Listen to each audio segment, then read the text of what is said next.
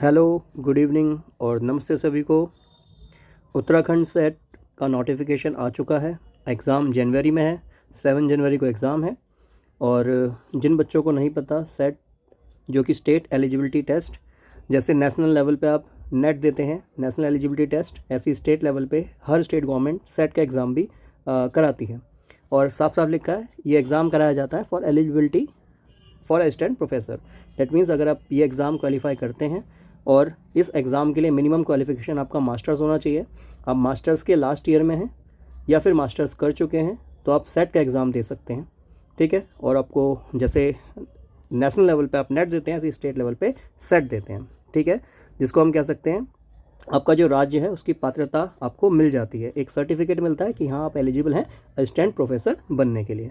तो इस बार जो फॉर्म है ये कुमाऊं यूनिवर्सिटी निकाल रही है। ठीक है।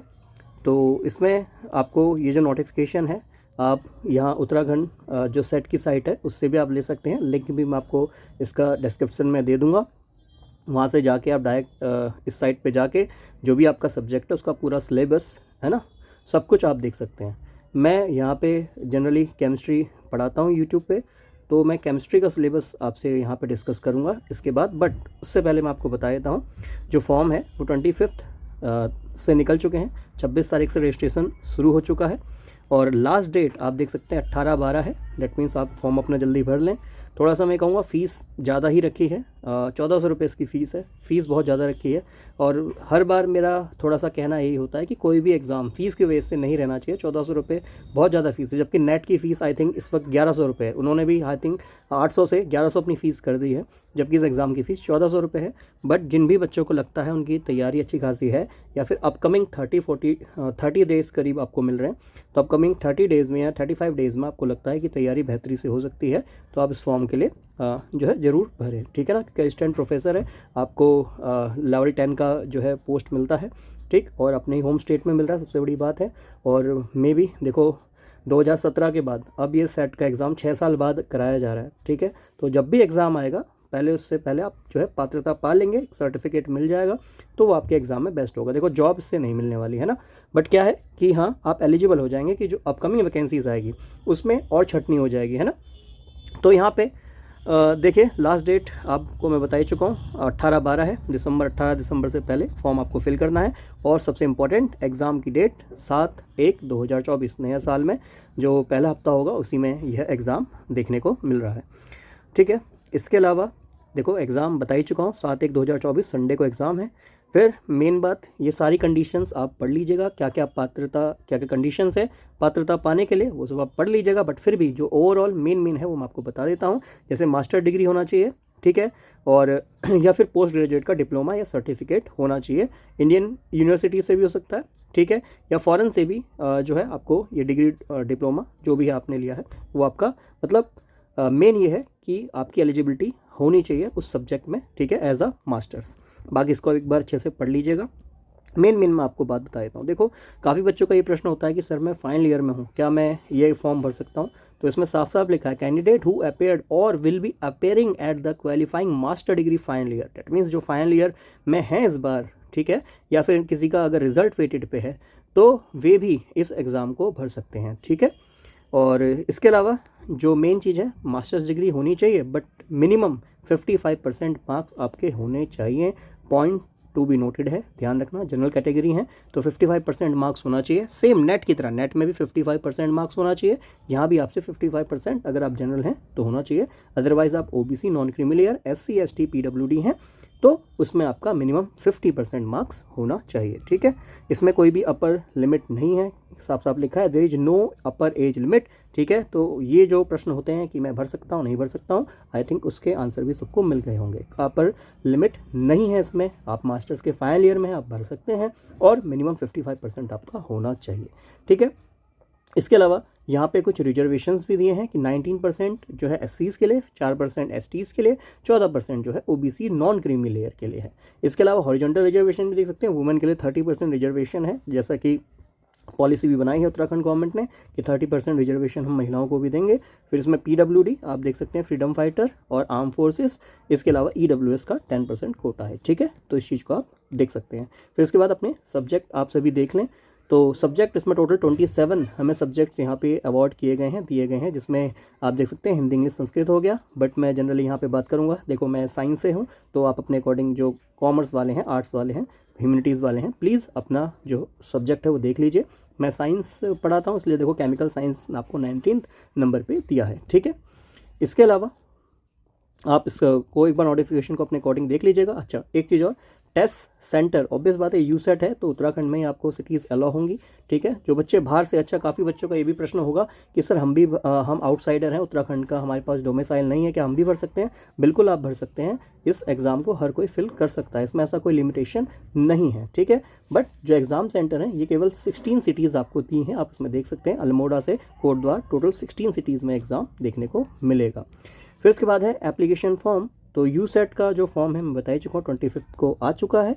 और इसकी जो एग्ज़ाम फ़ीस है, बस मेरे को थोड़ा सा इससे दुख हुआ है कि जो एग्ज़ाम की फ़ीस है वो 1400 रुपये रखी है।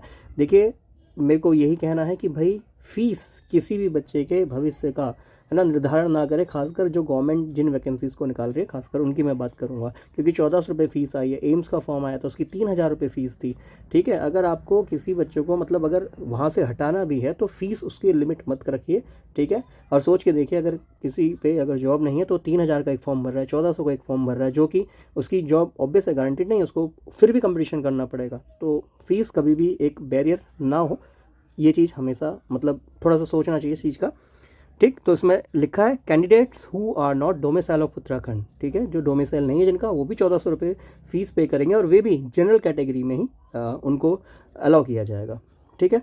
इसके बाद आप जो साइट है उसकी अगर बात करें तो usetonlineco.in ये साइट है, आप उस पर जाके अपना ये जो ब्रोचर है या फिर आपका जो सब्जेक्ट है उसका सिलेबस क्या है वो आप यहाँ पे देख सकते हैं, ठीक है। इसके अलावा एग्ज़ाम के जो पेपर पैटर्न है उस पर भी हम चर्चा कर लेते हैं।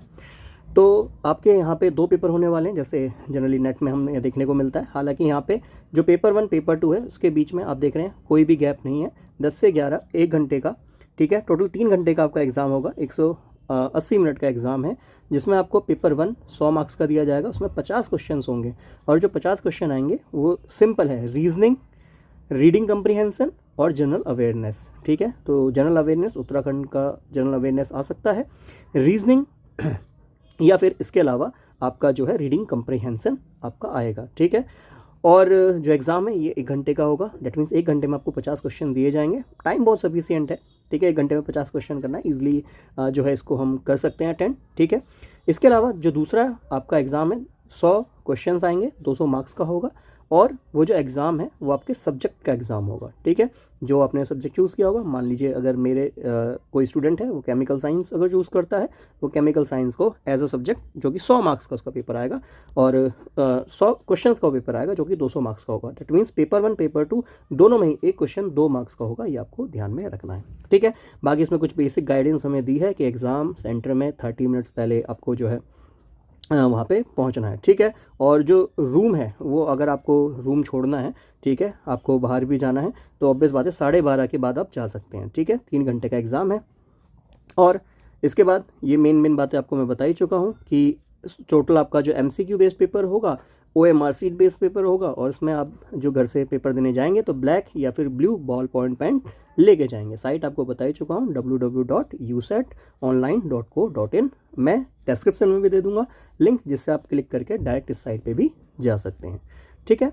इसके अलावा ये लिखा है कि अगर मान लीजिए किसी क्वेश्चन में बच्चों को लगता है कि हिंदी में क्वेश्चन कुछ और पूछा, इंग्लिश में कुछ और पूछा, या भाषा में कोई दिक्कत है, तो इंग्लिश वाला जो है उसी को फाइनल माना जाएगा, यहाँ पे यह बोला है, ठीक है। इसके बाद यही लिखा है कि सर्टिफिकेट उन्हीं को मिलेगा जो इस एग्ज़ाम को क्वालिफाई कर जाएंगे, ठीक है।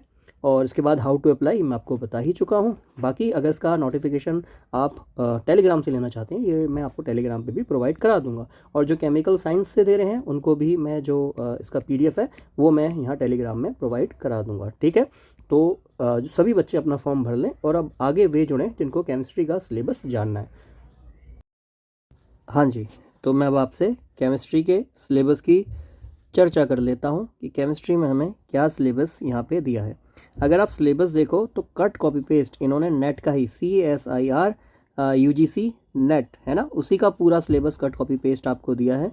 तो जो बच्चे नेट के एग्ज़ाम की तैयारी कर रहे हैं, ठीक है, केमिस्ट्री से कर रहे हैं तो उनको पता ही है, उनका नेट का एग्ज़ाम है, ठीक है। आई थिंक 24, 25, 26, 25 के बाद है, 26, 27, 28 उनको नेट का एग्ज़ाम देना है। उसी के 10 दिन बाद उत्तराखंड एसटेट का एग्ज़ाम भी उनको देना है, ठीक है।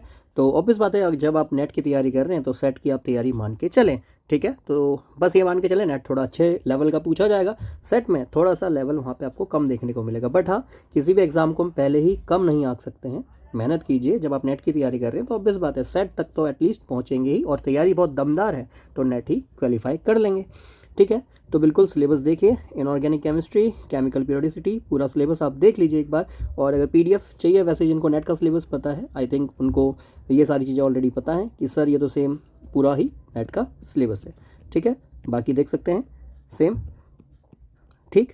और पीडीएफ चाहिए, मैं आपको बता ही चुका हूँ, लिंक गिवन है। ऑर्गेनिक इनऑर्गेनिक फिजिकल पूरा आप जिन्हें जो नेट की तैयारी करी है सेम वही सिलेबस, देखो कट कॉपी पेस्ट, और बल्कि हेडिंग ही शुरू में आई थिंक यही दी है।